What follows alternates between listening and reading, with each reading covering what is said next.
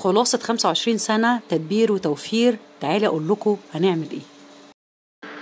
3 جنيه 3 جنيه هوفر، 3 جنيه همشي بيتي، 3 جنيه هدير ميزانية بيت. ازاي؟ تعالي هقول لك 3 جنيه ايه. ال3 جنيه دولت معادلة عايزاكي تمشي بيها على أي دخل، على أي عملة، على جنيه، على الدينار، على ريال، على أي عملة. 3 جنيه أو 3 ريال أو 3 درهم أو 3 أي عملة، 3 دول هيتقسموا دخلي كله. أول جنيه هصرفه على إيه؟ أول حاجة وأهم حاجة الأكل والشرب والالتزامات اليومية. تاني جنيه هقسمه على إيه؟ على الحاجات الثوابت، الفواتير، الحاجات الضرورية اللي بعملها كل شهر حسب التزاماتي بقى. أنا بعمل كل شهر مثلا عندي دروس، أنا حسب الفئة العمرية، حسب كل واحد وأسرته.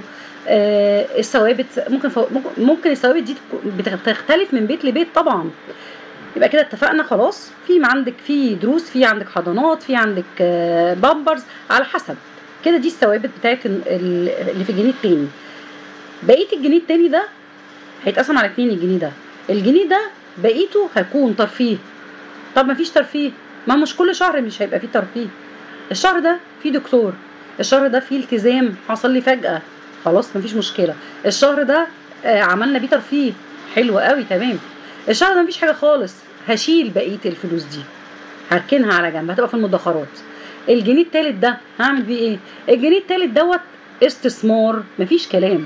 استثمار يعني ادخار، يعني حوشه. قلتلك بكل اللغات، فعشان ما تستغربيش كلامي هو ده اللي لازم نعمله. انا عارفه ان الدنيا غاليه، وعارفه ان كل ال1000 جنيه مبقتش تكفي اي حاجه، بس انا بفهمك ان احنا اتفقنا ان ال3 جنيه دي معادله هنمشيها على 3000، على 30000، على 300000. بس هي المعادله معادله 3.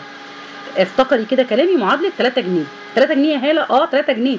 3 جنيه دي همشي بيها كل حاجه، ولازم تفهمي ده كويس قوي.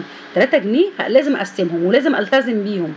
انا سايبه لك الجزء ده فيه حريه شويه، تقدري تتحكمي فيه، تقدري تدخليه في الاكل زياده، تقدري تدخليه في اكلات ترفيه، تقدري تدخليه. انت معاكي الجزء ده بس اللي تقدري، المسموح لك تتحركي فيه.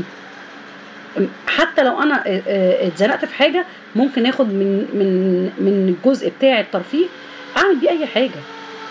انا ممكن الشهر ده ما اتفسحش، ممكن ما اعملش حاجه لاولادي ترفيه، مع ان الترفيه ده مهم جدا. سبب تفوق الاجانب وسبب ان هم قادرين يكملوا في الضغوط الحياتيه دي ان هم بيفكروا في نفسهم، بيفكروا ان هو انه الويك اند يعني ويك اند يعني ترفيه. انا مش هقول لك الترفيه بقى تحطي له ميزانيه كام، مش هقول لك الترفيه ده فين. الترفيه ده لو انا من اول 100 جنيه لحد 10000 جنيه ده ترفيه، كل واحد حسب امكانياته. انا يا رب اكون وصلت المعلومه. ال3 جنيه هي دي الفكره، ويلا بينا كل واحد يعمل كوبايه الشاي بتاعته، ومع السلامه.